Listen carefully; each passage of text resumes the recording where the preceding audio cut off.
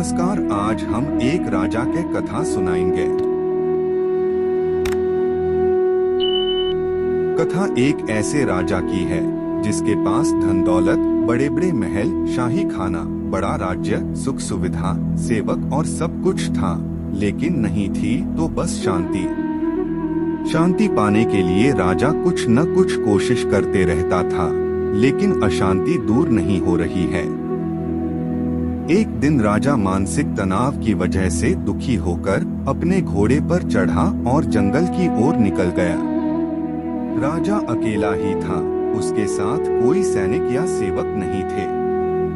जंगल बहुत ही घना था, ऊंचे ऊंचे पेड़ थे।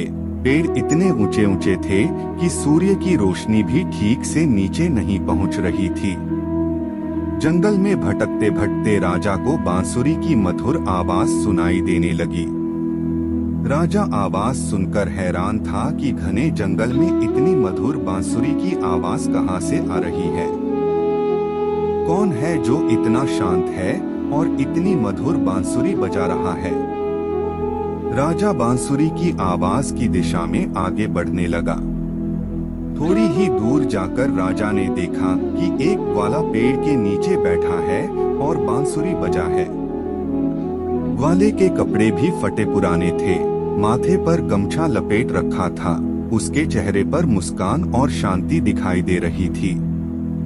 राजा सोचने लगा कि मैं इतना धनवान हूँ, सेवक हैं, मुझे सुख सुविधा की कोई कमी नहीं है, फिर मेरे चेहरे पर ऐसी शांति नहीं रहती है जैसी इस गरीब ग्वाले के चेहरे पर है।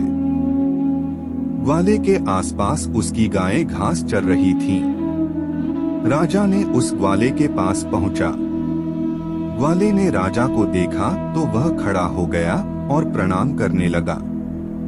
राजा ने ग्वाले से पूछा कि भाई एक बात बताओ, तुम तो इतने शांत हो जैसे तुम्हारे जीवन में कोई दुख ही नहीं है, इतनी मधुर बांसुरी बजा रहे हो, जबकि तुम्हारे कपड़े देखकर लगता है कि तुम काफी निर्धन हो।